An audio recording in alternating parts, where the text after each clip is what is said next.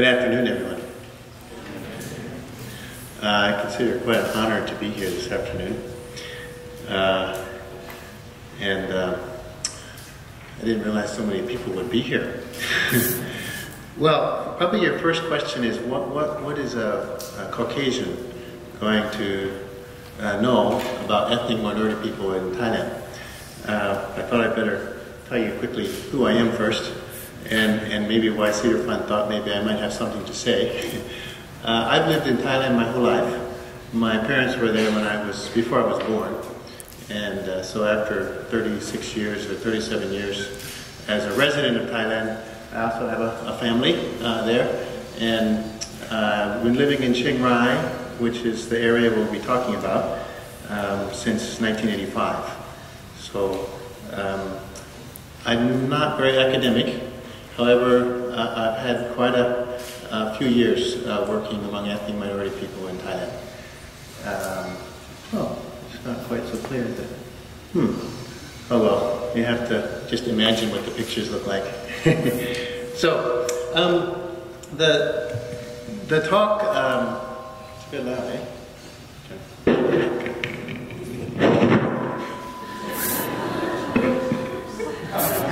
Is that better? Kind of echoes a bit, sorry. Well, I wanted to talk to you particularly about ethnic minority people in the Golden Triangle or in the Mekong sub-region.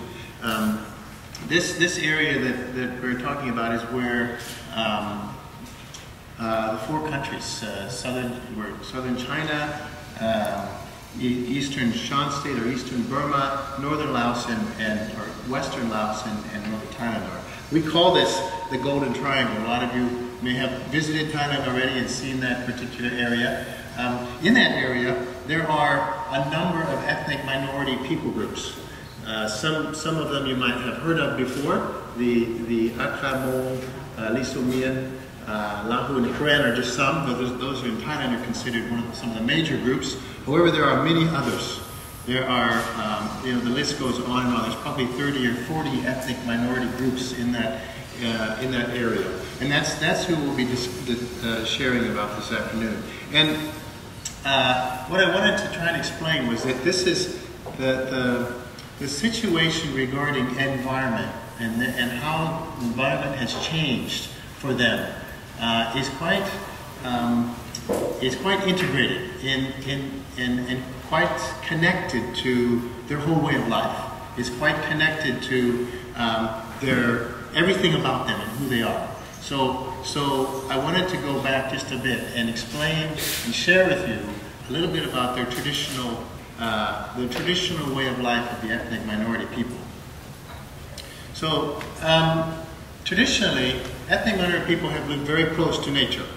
They live up in the highlands. They live in the forest, and their whole the way that they farm is to actually do shifting cultivation traditionally. So that would mean that they wouldn't necessarily have a farm that they would stay on their whole lives. They would have their village located near where they might do their fields. And as they burn a field and they cultivate a field, after a few years they'll move. Maybe 2 years they'll move. And if they continue to move, then after a while they will actually just move their whole village. So people are very connected to nature, but they're not living just in one place in their tradition. Now, traditionally, of course, and this wasn't that long ago. There would be no roads to get to their communities. There would be electricity. There wouldn't be necessarily easy access to healthcare. The issue of borders between countries is something that belongs to those lowlanders. It wasn't, it's not of interest to ethnic minority Highland people. There's no mark that says you're crossing from Burma into Thailand or you're crossing from China to Burma. People didn't pay much attention to that. So citizenship papers was a foreign concept. It's not, owning land.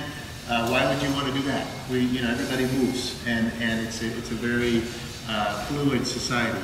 But what's quite interesting, and I wanted to add to that, is that their traditional lives are very much governed by their faith and their beliefs, which was the spirit world. So everything that a community did, and many communities still to this day do, has to do with they have to consult with the spirits about everything. So, and this is about their having babies, getting married, building a house, tearing down your house, moving, everything, including where they're going to farm their fields and how they're going to farm their fields and where they live. All of these things are decided by the spirits and the spirit world. Meanwhile, you have this, so this is the society of the ethnic people who are living up in the mountains. Meanwhile, like in our Thai society, this is a picture of the lowland people who are just down in the plains, the city dwellers, or we would say city dwellers, but the lowland dominant culture. This is true in Burma, this is true in China and Laos, where you have the dominant culture, or the lowland culture, where they are paddy farmers, more likely to stay in one place. They have their, for the most part, Buddhism is their religion. So a different language, different culture, different religion. So that's been the tradition of the background of these ethnic minority people. Well, so what are the changes? What's happened? How have these changes? And then the question that we're asking is, how have these changes affected ethnic minority people? Well, I've decided that maybe there's lots and lots of changes, but I'll try to bring up three major ones. There's been some major political issues, economic and religious issues that have changed their whole way of life, and this has affected the environment around them, and it's affected their lives. So I'll try to give you a bit of a picture. Now, you know the history in this region probably better than I do, but from my little world in northern Thailand, the things that have happened in the region have actually affected the ethnic minority people to quite some degree. Many different things have happened over the last 50 to 60 years in the immediate region, which has affected them. Of course, the colonial influence reduced. We had governmental changes and major regime shifts both in China and in Burma. The colonial French involvement in the whole Indochina, they lost out, they had to go home.